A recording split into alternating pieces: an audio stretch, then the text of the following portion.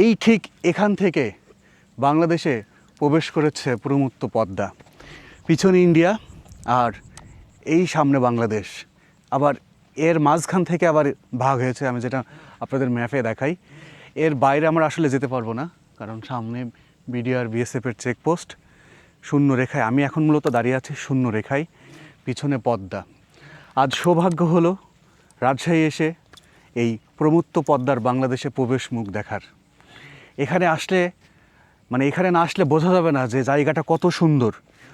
এই পদ্মার বিশালতা, পদ্মার বাতাস, বিশুদ্ধ বাতাস, সারাদিনের ক্লান্তি, হাড়ভাঙা পরিশ্রম হেঁটে এসে যে পরিশ্রম, সব কিছুই যেন একবারে নিমিষেই দূর হয়ে গেল।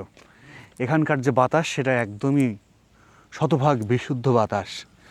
পদ্মার বুকে এখানেই আমরা দেখলাম যে স্রোত, তাছাড়া পদ্মার যে রাজশাহীর ওই সাইডে গিয়েছিলাম, সেখানে আসলে স্রোত সেভাবে বুঝতে পারিনি।